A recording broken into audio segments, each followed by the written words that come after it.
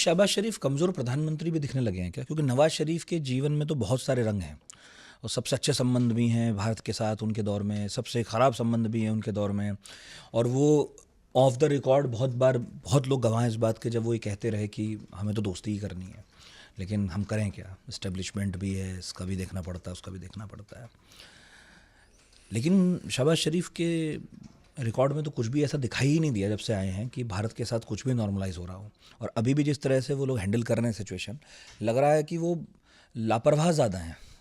सच बोलूं तो पाकिस्तान की आर्मी पाकिस्तान को ही खा गई, क्योंकि जो ये कश्मीर का मसला हुआ 47-48 से शुरू, और उससे पहले से भी जब हिंदुस्तान और पाकिस्तान का बंटवारा हुआ तो 1/3 से ज़्यादा फ़ौज जो थी वो पाकिस्तान को मिल गई।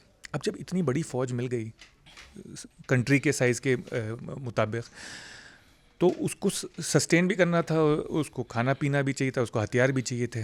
तो आर्मी का रोल, और क्योंकि शुरुआती जंग से हुई 48 की जो कश्मीर की जंग थी उसी से शुरुआत हुई, तो आर्मी का रोल बढ़ता गया और वो आर्मी पाकिस्तान के बजट का ज़्यादा से ज़्यादा हिस्सा खाती गई।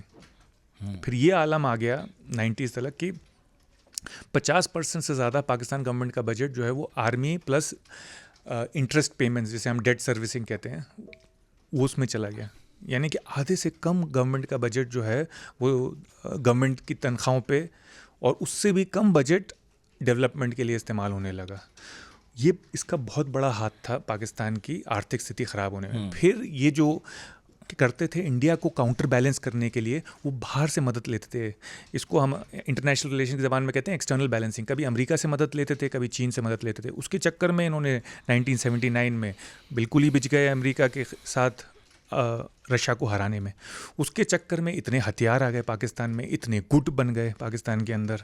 और क्योंकि फ़ौज चाहती थी कि पॉलिटिक्स में भी इंटरफियर हो ज़िया-उल हक के अंडर, तो उन्होंने मुहाजिर कौमी मूवमेंट खड़ा कर दिया कराची में। तो इस तरह से कई गुट बनते गए और इतने सारे गुट बन गए कि पॉलिटिकल इंस्टेबिलिटी आ गई। आप इतना वायलेंस होगा तो कौन वहाँ पे इन्वेस्टमेंट करेगा, कौन वहाँ पे निवेश करेगा। अभी तो पिछले दिनों वहाँ KFC में तोड़फोड़ हो रही थी। उसके पहले जब इमरान खान वाला मामला हुआ तो वो महंगी महंगी गाड़ी के शोरूम्स जो हैं उनमें भी आग लग रही थी। तो इन्वेस्टमेंट की हालत तो वहाँ ऑलरेडी बहुत ज़्यादा ख़राब है ही। तो वहाँ के जो बड़े बड़े इकोनॉमिस्ट हैं, जब मैं उन्हें सुन रहा था तो वो यही कह रहे थे कि आप कभी भी, जब तक आप यहाँ शांति नहीं बना लेते, जब तक आप लोगों को ये ना लगे कि यहाँ पैसा लगा के उनका पैसा सेफ़ है, उनकी फैक्ट्री सेफ़ है, उनके वर्कर सेफ़ हैं, यहाँ कोई नहीं आएगा, तब तक आप यही करेंगे जो आप कर रहे हैं। तो वहाँ ज़्यादातर लोग यही कर रहे हैं, ज़मीन खरीदते हैं, बेचते हैं, उसके अलावा वहाँ कुछ नहीं है।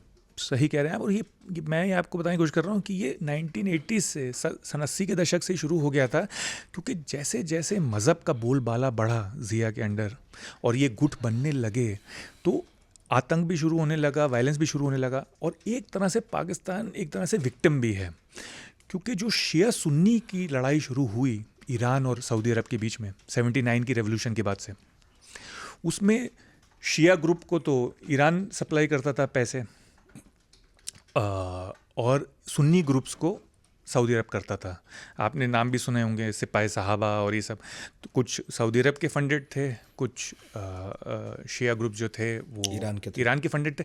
तो और कुछ ज़िया ने किया। तो और कुछ अफ़गानिस्तान में जो जिहाद हुआ ये रशियंस के ख़िलाफ़, उससे इतने ज़्यादा हथियार आ गए कि सन 80 के दशक से ही निवेश इन्वेस्टमेंट वहाँ कम होने लग गया था, उनकी आर्थिक स्थिति पे असर होने लग गया था। यानी कि एक तरह से समझा जाए तो पाकिस्तान पिछले 35 साल से क्राइसिस में है, एक तरह के इकोनॉमिक क्राइसिस में है। और उसकी वजह से ना इन्वेस्टमेंट कर पा रहा है एजुकेशन में, ना हेल्थ में, ना डेवलपमेंट में। तो आपको इन चीज़ों का असर एकदम से नहीं दिखता। आपको एक्सट्रीमिज़म का, वायलेंस का, कम निवेश का, कम डेवलपमेंट एक्सपेंडिचर का, हेल्थ का, एजुकेशन का एकदम से नहीं दिखता। इनका असर दिखता है 10, 15, 20 साल में जाके। तो पाकिस्तान में दिखने लगा है।